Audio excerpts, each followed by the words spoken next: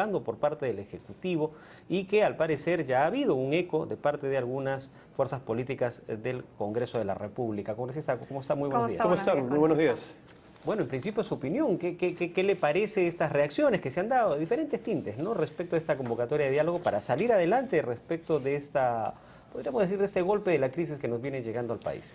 Sí, bueno, ya desde hace algún tiempo había una posición de buscar dialogar con todas las fuerzas políticas. Recordemos que el mensaje del presidente 28 de julio se habló de descentralización, se hizo un llamado al Congreso y a las distintas fuerzas, a los gobiernos regionales, a abordar el tema de la descentralización y se hizo un llamado también a abordar conjuntamente el problema de la inseguridad ciudadana. Ahora que se ha sentido de alguna manera el impacto de la crisis internacional, se hace un nuevo llamado en este marco a todas las fuerzas políticas a discutir cómo hacemos para salir mejor de esta situación y hemos visto diferentes tipos de respuestas, ¿no? Creo que hay algunas respuestas con condicionantes que no son los más adecuados para empezar a discutir y también había algunas respuestas con muchas descalificaciones, ¿no? Es el premier Jiménez. Entonces creo que el primer paso, si nosotros estamos llamando a todas las fuerzas políticas, sería tener una actitud similar, ¿no? Y dejar de lado algunas discrepancias que vamos a seguir teniendo sin duda, pero ahora de lo que se trata es ver cómo solucionamos un problema de Estado, un problema de todo el país, que es salir de la mejor manera de este impacto de la crisis internacional. ¿Cuál ha sido la posición de la bancada de Gana Perú al respecto? ¿Ya han tenido alguna reunión, alguna coordinación, alguna posición al respecto? Bueno, para nosotros es necesario generar un clima de estabilidad. Tiene que haber estabilidad social, estabilidad política, porque mira, no todos los sectores de la economía están en dificultades. Crece la construcción, crece el sector servicios, pero sí es evidente que hay una caída de los precios internacionales que impacta además en temas como el canon. Tú sabes que es el 50% del impuesto a la renta. Entonces, esto ya se está sintiendo en algunas regiones y necesitamos el apoyo de todas las fuerzas políticas, de los parlamentarios de esas regiones, para ver las mejores maneras de diálogo y de solución de estos temas financieros, ¿no? Se está hablando, ya el presidente lo ha dicho, que se va a garantizar que ninguna obra se quede sin financiamiento, ninguna gran obra. Hay un fondo de contingencia muy importante en el país, las reservas internacionales son las más altas de nuestra historia. Entonces hay condiciones para llevar bien esta situación siempre y cuando haya también paz social, siempre y cuando haya voluntad de los actores de buscar soluciones conjuntas. Claro, voluntad de los actores que sin embargo también han sido muy rápidos en cuestionar el hecho de que esta invocación o esta exhortación y pedido que se ha hecho para el diálogo, para sentarse a conversar y acordar esta agenda común, no ha sido realizado por el propio presidente de la República, sino por el primer ministro. Sí, pero justamente te estaba contando el marco en donde el presidente desde 28 de julio ya estaba haciendo un llamado para temas específicos, descentralización, inseguridad ciudadana, pero se suma el tema de la crisis internacional. En ese marco el premier Jiménez hace un llamado y es respondido de distintas formas. Hay fuerzas políticas que lo han querido descalificar, eso es cierto, y que creo que hubieran tenido estas expresiones, así se hubiese tratado al propio presidente de la República. Fuerzas que de repente no están muy interesadas en dialogar o que quieren poner condicionantes.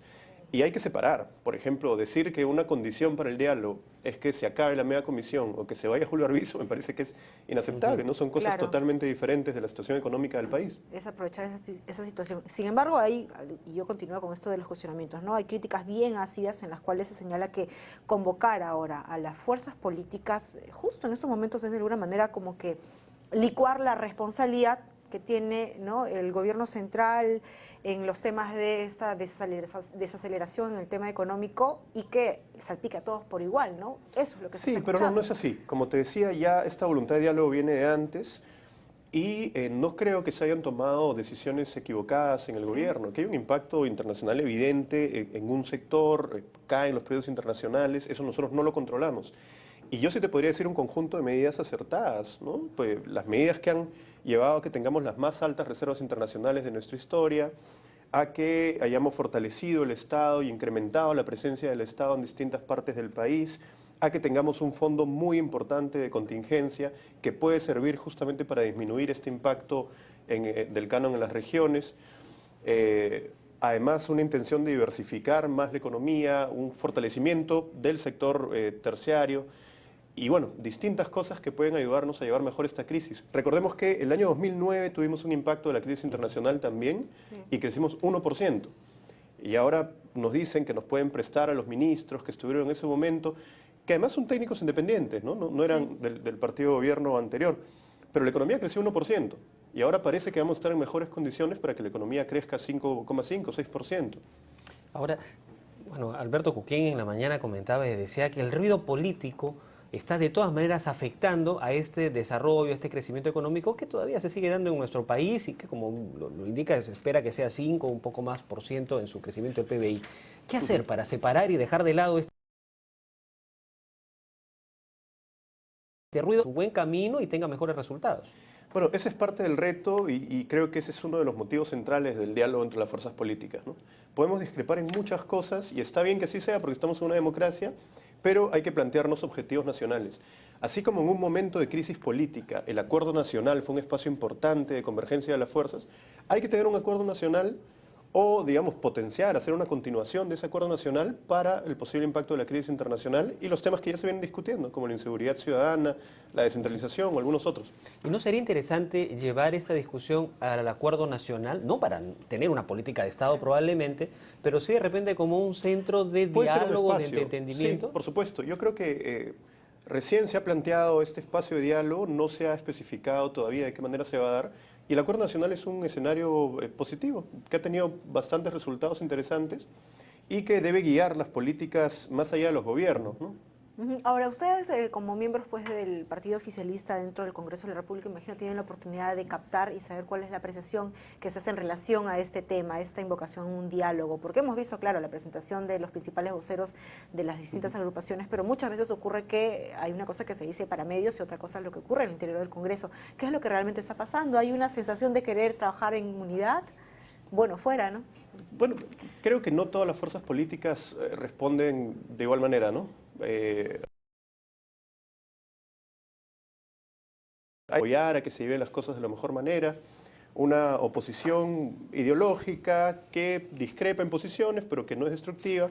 Hay oposiciones que buscan réditos políticos y hay oposiciones que buscan debilitar al gobierno, que ven en el debilitamiento del gobierno una posibilidad de crecer, ¿no? Eso es evidente. ¿Y eso, usted considera que este tema se está manejando como para debilitar, Yo creo que hay para socavar? todos los tipos de oposición en este momento dentro del Congreso, ¿no? Es parte de la democracia, pero vamos a seguir insistiendo. ¿Qué tenemos que hacer ahora? Que yo quisiera aprovechar su presencia para cambiar un poco el escenario y preguntarle. Hoy día se ha publicado ya en las normas legales del peruano la ley 30077 contra que agudiza las sanciones, donde, por ejemplo, para el caso de delitos de corrupción que hayan cometido funcionarios públicos, se duplica los plazos de prescripción. Eso está muy bien. Creo que en este gobierno se han dado pasos muy importantes en la lucha contra la corrupción. Iniciativas como esta, iniciativas que van a tener que aprobarse, que las quisimos impulsar y tuvimos el rechazo de algunas fuerzas políticas, como la imprescriptibilidad de los delitos de corrupción. También había una labor muy importante de la Procuraduría Anticorrupción con el cobro, por ejemplo, de reparaciones civiles, algo que no se hacía en otros gobiernos. Se dejaba que la gente deba y cuando salía de la cárcel podía seguir gozando de los beneficios de la corrupción. Entonces, ahora está tomando medidas mucho más estrictas en reparación civil, en penas para aquellos funcionarios que cometan actos de corrupción y la imprescriptibilidad de los delitos de corrupción. Y a nivel de la megacomisión, ¿tenemos alguna novedad? ¿Cómo van los avances? No puedo dejar de preguntarle al respecto. Estamos en la fase final. Como habíamos dicho ya hace varios meses, no vamos a pedir una nueva ampliación. Tenemos hasta finales de octubre.